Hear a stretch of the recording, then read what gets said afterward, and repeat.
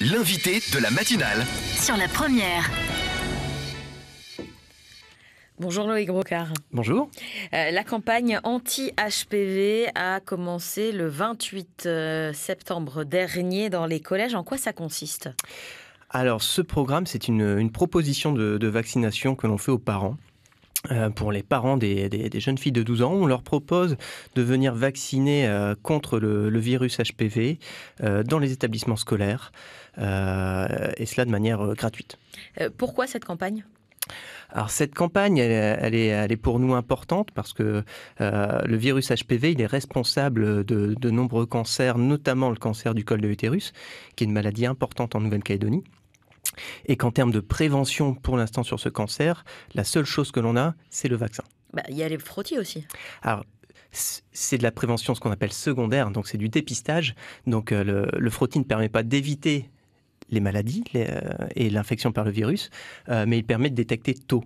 Et c'est aussi un très bon outil, mais on est plus un outil qui permet de mieux soigner la maladie. Et pourquoi viser les jeunes filles de 12 ans ? Alors pour plusieurs raisons. La première, c'est que pour être vacciné contre le virus HPV, il faut n'avoir jamais été en contact avec le virus HPV. Il y a une deuxième raison, c'est une raison aussi d'efficacité. C'est quand on vaccine des personnes jeunes, on a une vaccination qui est plus efficace. Et enfin, cette vaccination, à 12 ans, on peut la faire avec 2 doses de vaccin, alors qu'après 14 ans, on arrive sur un schéma à 3 doses. Donc si on peut éviter de faire 3 piqûres, qui n'est jamais un moment très agréable pour les gens, on en fait plutôt 2. Quelle est l'information qui est donnée aux parents dans le cadre de cette campagne ? Alors, tous les parents qui ont donc une jeune fille de 12 ans reçoivent une autorisation parentale ainsi qu'un dépliant d'information. Voilà. Dans les établissements, il y a aussi des informations qui sont faites auprès principalement des jeunes filles, pour le coup, pour leur expliquer qu'est-ce que c'est que cette vaccination. Et on a notre site internet aussi, on retrouve beaucoup d'informations. Ensuite, il y a une implication des professionnels de santé qui peut être inégale, c'est vrai, mais qui informe directement les familles sur cette vaccination. Comment ça se passe, cette campagne de vaccination ? Alors ça se passe de manière assez simple. Les parents reçoivent une autorisation parentale. Ils décident de faire vacciner ou pas leur enfant. Et nous, ensuite, on vient dans les établissements scolaires avec nos doses de vaccin. Et c'est un médecin qui va faire les injections et qui va faire la surveillance de la jeune fille après l'injection. Vous disiez qu'à 12 ans, il est nécessaire d'avoir 2 injections. Comment ça se passe sous quel délai ? Comment ça se passe à ce niveau-là ? Alors, c'est 2 injections à 6 mois d'intervalle.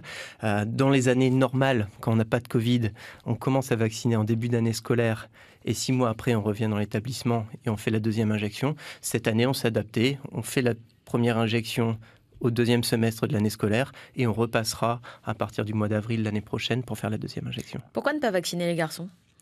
Alors c'est quelque chose qui est possible, c'est quelque chose qui se fait d'ailleurs de plus en plus dans le monde. Notamment nos voisins australiens qui ont commencé à le faire en premier. Il y a une réflexion en Nouvelle-Calédonie sur ce sujet qui viserait peut-être à faire évoluer le calendrier vaccinal, ce qui nous permettrait de vacciner à la fois les filles et les garçons. Parce qu'en Nouvelle-Calédonie, il y a un document qui s'appelle le calendrier vaccinal et c'est ce qui réglemente les vaccinations en Nouvelle-Calédonie. Donc il y a une réflexion pour le faire évoluer. Et quand est-ce qu'on aura une idée ? Quand est-ce que ce sera arrêté ? Je pense...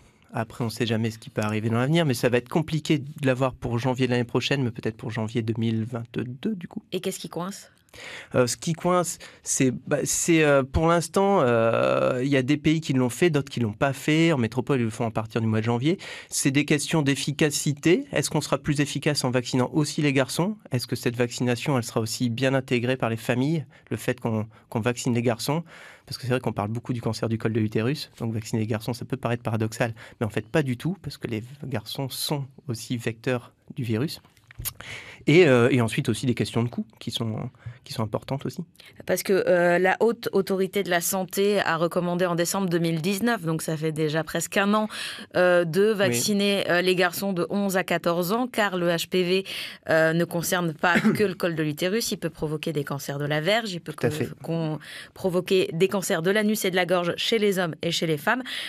Décembre 2019, ça nous aurait laissé le temps à nous de le faire rapidement, non ? Alors, c'est vrai quand il y a toujours un temps de mise en place parce que le Haut Comité de Santé publique quand il a dit ça en 2019. Finalement, en métropole, ça se met en place à partir de janvier 2021.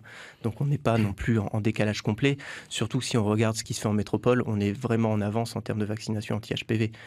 Là où, au contraire, en métropole, ils sont vraiment en retard, où ils vaccinent très très peu de jeunes filles. 7h07, vous êtes bien sur la première, je vous rappelle l'invité de la matinale. Ce matin, nous sommes avec Loïc Brocard, responsable du programme de dépistage des cancers féminins à l'Agence sanitaire et sociale.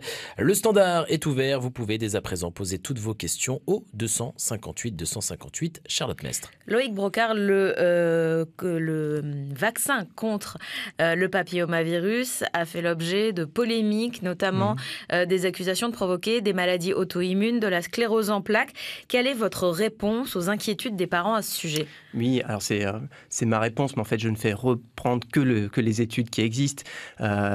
Toutes les études qui ont comparé les jeunes filles vaccinées et les jeunes filles non vaccinées n'ont pas constaté de différence. C'est-à-dire qu'on a autant de personnes qui ont des scléroses en plaques chez les personnes vaccinées que chez les personnes non vaccinées.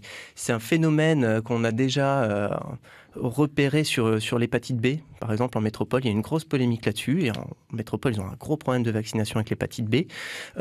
Or, il n'y a aucune étude qui avait montré plus de sclérose en plaques chez jeunes filles vaccinées ou pas.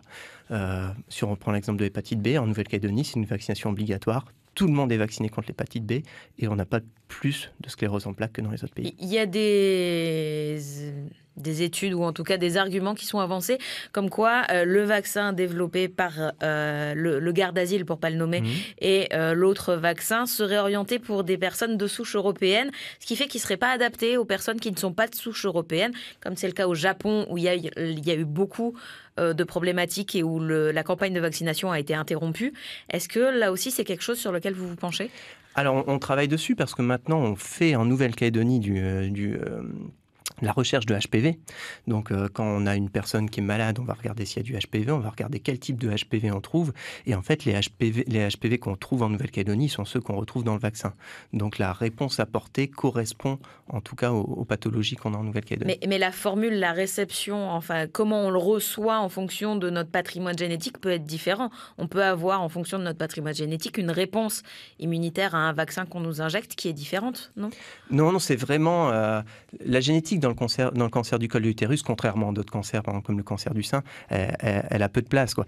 On a l'infection par un type de HPV, je peux dire le HPV par exemple 18, parce qu'ils ont des numéros, le HPV 18, et on a un vaccin qui protège contre le HPV 18 notamment, d'autres HPV aussi. La génétique, je parlais de la réaction vis-à-vis du vaccin, pas pour développer le cancer. Non, il n'y a pas de spécificité génétique par rapport à ça. Ce qui peut varier, c'est le type de HPV qu'on va rencontrer dans une population. La vaccination contre le papillomavirus, qui est donc un virus qui se transmet sexuellement, on pourrait se dire, YOLO, maintenant que je suis vaccinée, je peux faire ce que je veux. Quel est quand même le message de prévention que vous transmettez en parallèle ? Alors, il y a plusieurs messages de prévention. C'est que c'est pas un vaccin qui protège contre les IST de manière générale. 2, c'est que pour être contaminé par le HPV, il n'y a pas besoin d'avoir des comportements à risque. On peut très bien avoir un seul partenaire dans sa vie et être contaminé par le HPV. Donc, c'est pas lié à un comportement particulier.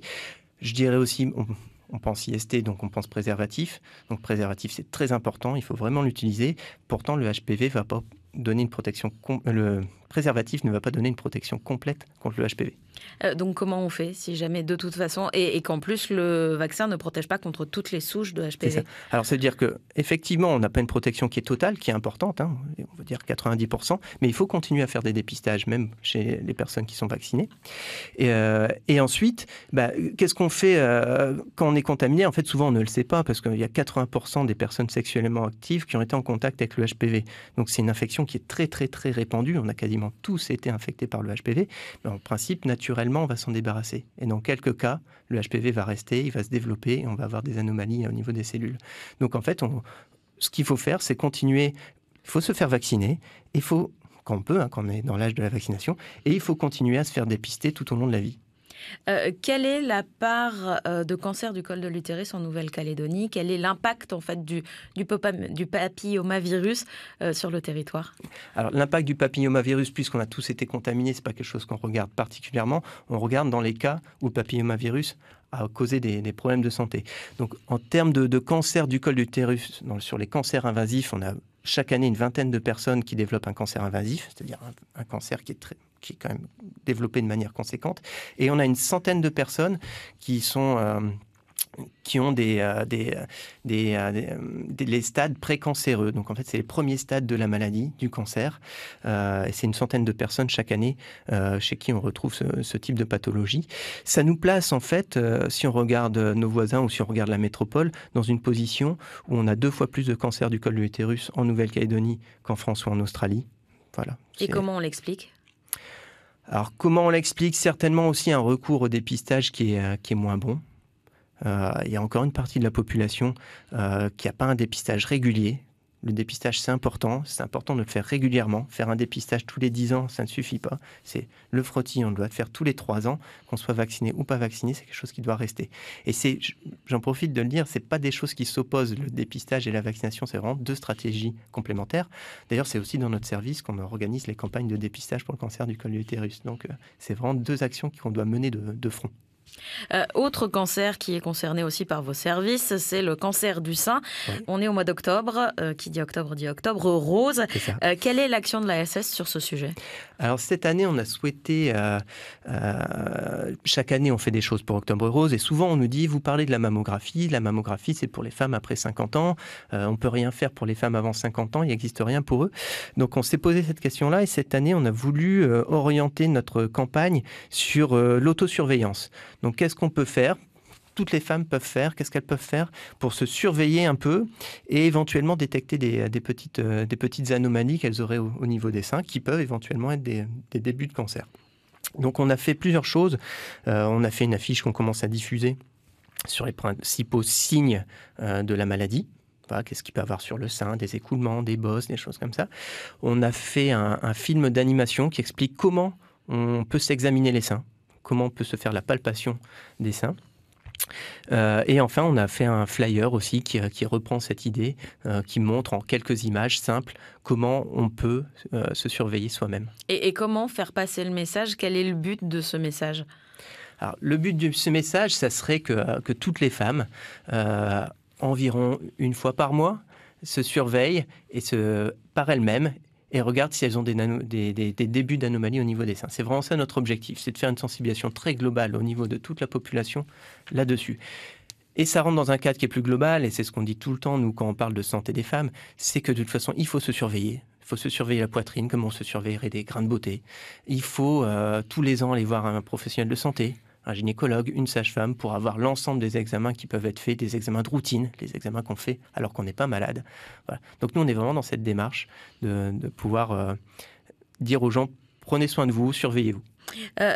Plusieurs associations, notamment PLP pour ne pas la citer, dénoncent cette campagne Octobre Rose, notamment sur le côté des mammographies, qui, selon l'association, provoque un surdiagnostic et donc un surtraitement qui peut être inutile, et aussi une orientation des fonds sur la prévention par mammographie qui pourrait être utilisée à autre chose. Qu'est-ce que vous leur répondez ?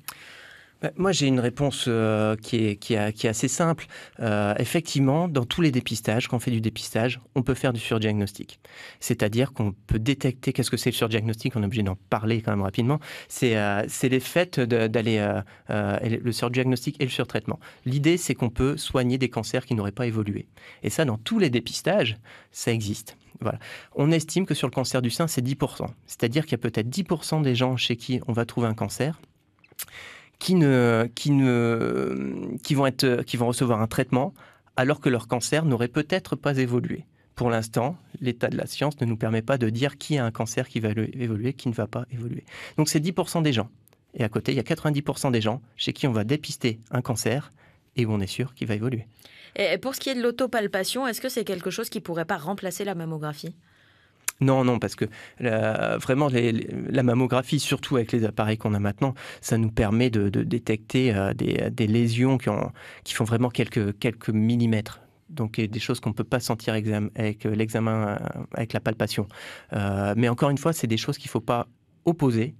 Il faut vraiment faire les deux. Il faut se surveiller soi-même, aller voir un professionnel tous les ans pour avoir une palpation réalisée par un professionnel, quelqu'un qui a l'habitude de le faire. Et à partir de 50 ans, il y a la possibilité de faire une mammographie.